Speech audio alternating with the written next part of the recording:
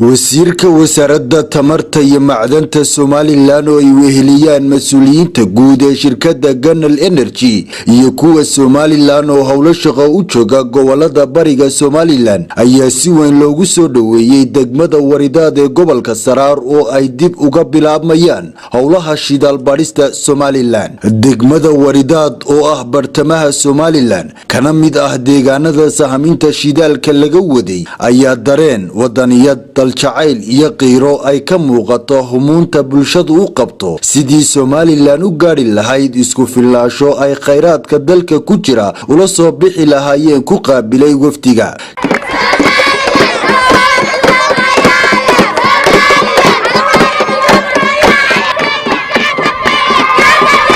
shirkadda Ganal Energy oo hore u waday shidaal baadhista Somaliland ayaa markan waxa xoojin doonta shirkadda ZBC ee dalka Taiwan. rajada shacabka hirgelinta iyo rumaynta hanka qaranka ee shidaal baadhistu waa siyaasadda xukuumadda madaxweynaha Somaliland Muuse Biixi Cabdi oo ay wakiil uga tahay wasaaradda macdanta oo intii wasiirka cusub ee wasaaraddaasi Cabdilaahi Faarax Cabdi guulo waaweyn gaadhay. barisaab ku-xigeenka gobolka Saraar Bokor Shida Cali maayirka degmada Caynaba Xasan Yuusuf Aadan iyo gudoomiyaha degmada Waridaad Xasan Faarax Yare tababaraha caanka ah ee Jaamac Maxamuud Aadan Jaamac Karaaciin cuqaal waxgarad iyo duqayti gobolka Saraar ah oo ka hadlay munaasabad kooban oo lagu qabtay isha Waridaad ayaa ballan qaaday sugidda ammaanka nabadgelyada soona dhaweeyay horumarka xukuumadda ee qodista ceelasha shidaalka. shacabka ku nool wuxuu maanta diyaar u yahay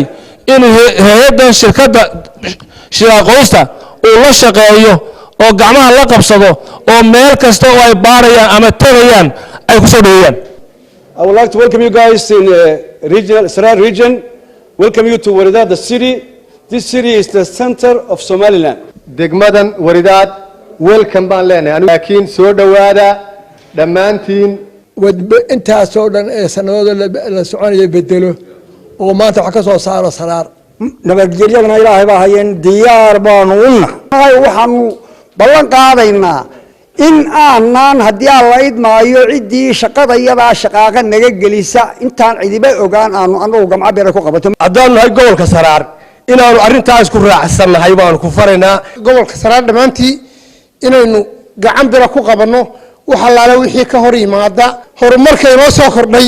William Higgins iyo Michael Adams oo ku hadlayay afka shirkadda Ganal Energy ayaa uga mahad celiyay bulshada soo dhaweysay ballanqaad rajo iyo diilaan lehna ugu bulshaareeyay bulshada in la bilaabi doono ceelkii ugu horeeyay oo bilaabmaya 2023 bilowgiisa.